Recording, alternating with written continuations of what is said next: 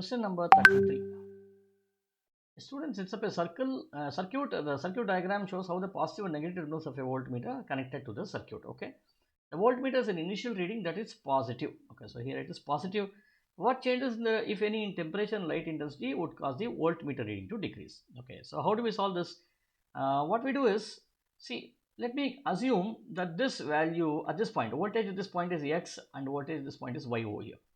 Let me assume that this value initially is some 10 volt here and the value at this point is 2 volt over here.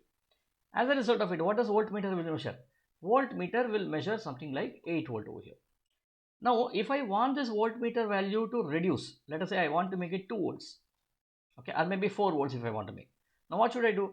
I need to decrease this value of 10 to something like around 6 volt, and I need to increase this value of 2 volt to something like around, so I maybe let's say I don't want 4 volt. Okay, let me say I increase it to 4 volt over here. I increase it to 4 volt. Now the difference between these two will now become 2 volt over here. So what did I do? I decrease the value of X and I increase the value of Y. I have to decrease the value of X and increase the value of Y. That's what I need to do. So to do this, now what should happen with thermistor and the LDR? This is a thermistor. What does the thermistor do? When you raise the temperature, see, temperature and light intensity are the factors. When you raise the temperature, then RTH will decrease, right? When the thermistor's temperature will decrease, then what will happen? The voltage between this end and this end also decreases, because you are referring this X with respect to the grounded terminal only, okay? So therefore, so X will decrease. So definitely you have to raise the temperature. So one of the options increase over here. So here should be the right answer. Okay. The rest of them, there's no increase over here. If at all, if there's one more increase, then you need to look into this also.